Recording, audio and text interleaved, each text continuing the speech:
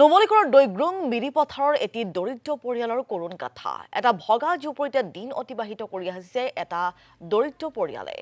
কেইছৰামান তিনপাতেৰে বেৰা সৰু ঝুপৰিতে দিন কটাইছে বিজু মাহিলী আৰু ৰাণী মাহিলীৰ পৰিয়ালটোৱে পূৰ্বতে এটা ঘৰ আছিল যদিও 4 বছৰ পূৰ্বে হাতীয়ে ভাঙে ঘৰটো দিন হাজিৰা কৰি দুবেলা দুখা যোগাৰ কৰা পৰিয়ালটোৱে পুনৰ নিৰ্মাণ কৰি ল'ব পৰা নাই এটা ঘৰ দৈগ্ৰুং পঞ্চায়তৰ প্ৰতিনিধিৰো দৃষ্টি নপৰে পৰিয়ালটোৰ ওপৰত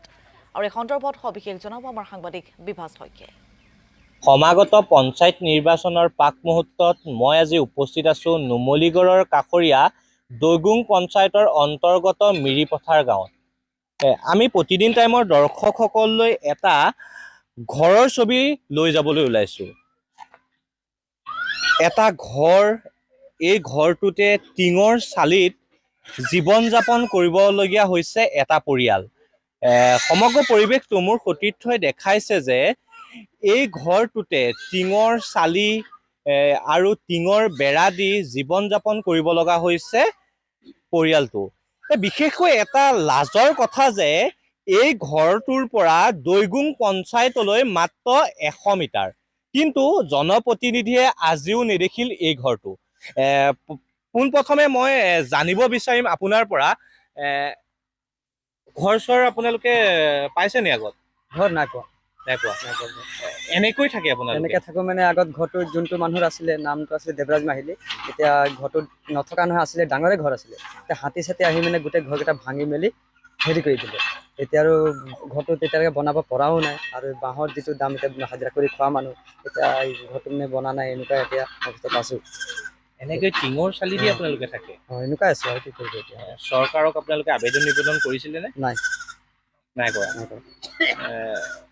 হয় চৰকাৰক আবেদন নিবেদন কৰা নাই কিন্তু মই সহধৰ্মিনীৰ পৰা জানিব বিচাৰিম আপোনালোকৰ কেইটা পৰিয়াল আপোনালোকৰ ছটা এনেকৈ থাকে আপোনালোকে এনেকুৱাই থাকে কি ক'ব আপোনালোকে কি ক'ম আৰু মানে আমাৰতো চলিবলৈ দিগদাৰ হৈ যায় হাজিৰা কৰি খোৱা মানুহ আমি হাজিৰা কৰি পেলাই খাইছোঁ ডেইলি হাজিৰা কৰি ডেইলি খাওঁ কেতিয়াবা হাজিৰা কৰিব নগ'লে আৰু গোটেইটো থাকিবলগীয়া হৈ যায় আৰু সেইটো কাৰণে আমাৰ ডকুমেণ্টছো একো নাই সেইটো কাৰণে কি জনাব সেইটো কাৰণে আমি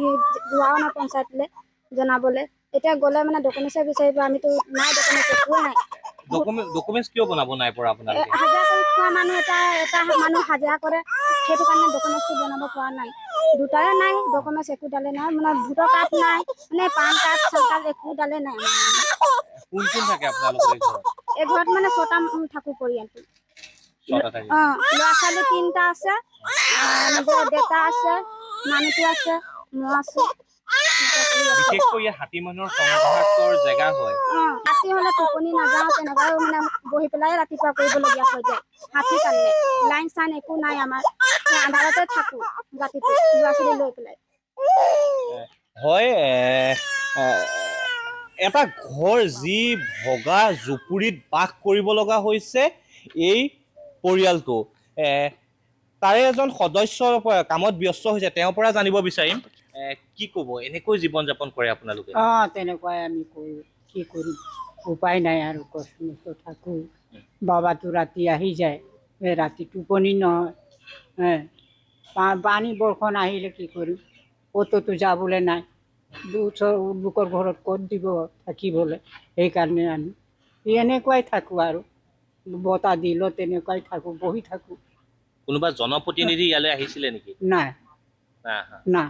ওচৰতে পঞ্চায়ত আছে পঞ্চায়তলৈ বা ক'ৰবালৈ আপোনালোকে গৈছিলে নে নাই